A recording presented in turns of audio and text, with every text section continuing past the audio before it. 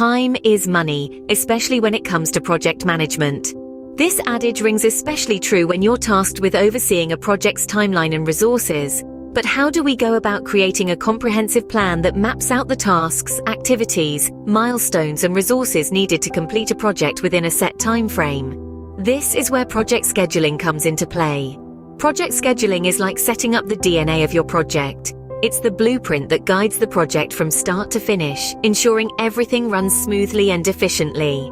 Two techniques have proven to be particularly effective in project scheduling: the Gantt chart and the critical path method. The Gantt chart, a visual tool, helps you track tasks, activities, and their durations over time. On the other hand, the critical path method is a technique used to identify the longest sequence of dependent tasks in a project, helping to determine the shortest possible project duration.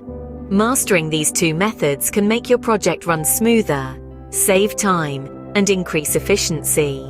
First up, let's dive into the world of Gantt charts. Named after its inventor, Henry Gantt, a Gantt chart is a visual representation of a project schedule. It's like a timeline for your project, showing tasks, their durations, and the dependencies between them in a way that's easy to understand and communicate. Let's break down the key components of a Gantt chart. We start with the task list. This is your to-do list for the project. It contains all the tasks or activities that need to be completed for the project to be successful. Then we have the timeline. This is the horizontal axis of your Gantt chart. It's usually broken down into units of time, like days, weeks, or months, depending on the scale of your project. Each task from your list is represented by a bar on this timeline. The length of the bar corresponds to the duration of the task. So, a longer bar means a longer task, and a shorter bar means a shorter task. Simple, right? Now, let's talk about dependencies. In any project, some tasks can't start until others have been completed. These relationships are indicated by arrows connecting the bars. For example, if you're building a house, you can't start painting until the walls are up. So, the painting task would have an arrow pointing to it from the wall construction task. Lastly, we have milestones. These are significant points or events in the project that are worth highlighting. They could be things like the project kickoff, the delivery of a key component, or the completion of the project. So why use a Gantt chart? Well, there are several benefits. For one, it gives you a clear visual of your project timeline and dependencies. This can help you identify critical tasks and milestones and keep track of your progress. Secondly, it's a great communication tool. You can use it to keep your team and stakeholders informed about what's happening, what's coming up, and how the project is progressing. Lastly, a Gantt chart can be a useful tool for adjusting schedules and resources as needed. If a task is taking longer than expected, or if a resource becomes unavailable, you can see the impact on the rest of the project and make adjustments accordingly. Of course, like any tool, Gantt charts have their limitations. They can become complex and difficult to read for larger projects, and they don't always show the amount of resources required for each task. But with careful planning and management, they can be a powerful tool in your project management toolkit. So, as you can see, Gantt charts provide a clear visual roadmap for your project, helping you to stay on track and communicate effectively with stakeholders. Now that we've covered what a Gantt chart is, you're probably wondering how to create one. So, let's dive right into it. Creating a Gantt chart is a straightforward process that involves a few key steps. Firstly, we need to identify all the tasks required to complete the project. These tasks form the backbone of your Gantt chart and should be as detailed as possible. Keep in mind, the more granular your tasks, the more accurate your Gantt chart will be. Next, we estimate the duration of each task. This can be done based on historical data, expert judgment, or other estimation techniques. Remember, these are only estimates. They can always be adjusted as the project progresses and more information becomes available. Now, we're ready to determine task dependencies. These are the relationships between tasks that dictate the order in which they need to be completed.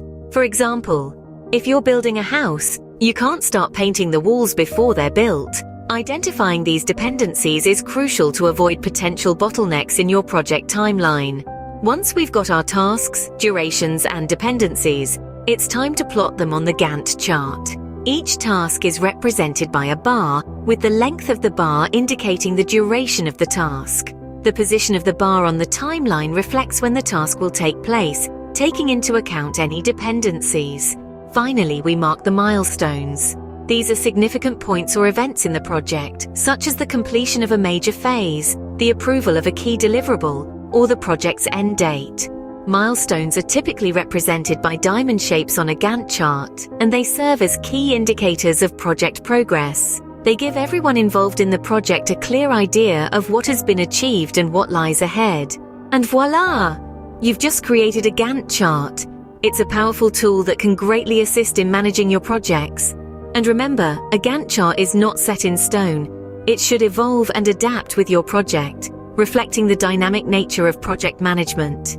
Next, let's explore the critical path method, another essential project management tool. Often referred to as CPM, it's a project scheduling technique that helps project managers identify the longest stretch of dependent activities and compute the shortest possible project duration. But how does it work? The critical path method operates in a few discernible steps. First, you identify all the tasks necessary to complete the project, along with their dependencies. Following this, you estimate the duration of each task, drawing upon historical data, expert judgment, or other estimation techniques. Next, you construct a network diagram. This is essentially a visual representation of the task's sequence and their dependencies. With the diagram in place, you can now calculate the early and late start times, as well as the early and late finish times for each task. This is based on their dependencies and durations. The final step is to determine the critical path. This is the longest path through the network diagram. Tasks on this path have zero slack or float, meaning that any delay in these tasks will push the project's completion date. The critical path method serves a crucial purpose in project management. It identifies which tasks are critical to the project duration and which are not. This helps managers prioritize tasks and allocate resources wisely. It's also an excellent tool for planning, scheduling, and controlling complex projects with numerous interdependent tasks. However, it's important to note that the critical path method does have its limitations. It assumes that task durations are fixed and doesn't account for resource dependencies. It's also heavily reliant on accurate task duration estimates, making it susceptible to errors or changes in the project scope. Despite these potential limitations, the critical path method remains a powerful tool in the project manager's toolkit. With careful implementation and diligent monitoring, it can significantly enhance project efficiency and success. The critical path method is a robust project management tool that can help you identify the most efficient way to complete your project. Now, let's put the critical path method into action. We begin with the identification of tasks. Essentially, we need to list all the activities necessary to complete the project. This could range from designing a website's layout to testing its functionality, depending on the project at hand. No task is too small to include, as even the minutest detail can impact the project timeline.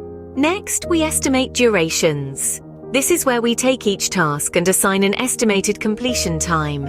Remember, these are just estimates. They're based on past experiences, expert judgment, or even educated guesses. The aim is not to get an exact number, but to have a reasonable approximation that aids in planning. Now we move on to the construction of a network diagram.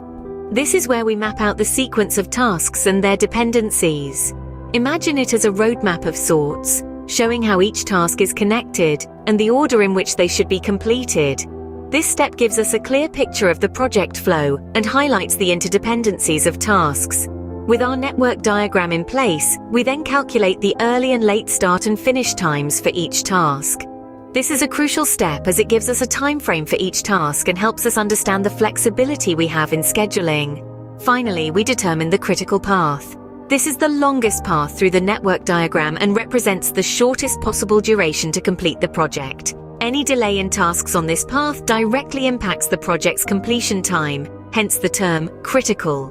Identifying this path allows us to focus our resources and attention on these crucial tasks. So there you have it. By following these steps, we've successfully applied the critical path method to our project. It's not just about finding the fastest route to completion, it's about understanding our project better, identifying potential bottlenecks, and strategically managing our resources. With the critical path method, you can optimize your project schedule and manage potential risks more effectively. And there you have it, 2 powerful project management tools at your disposal.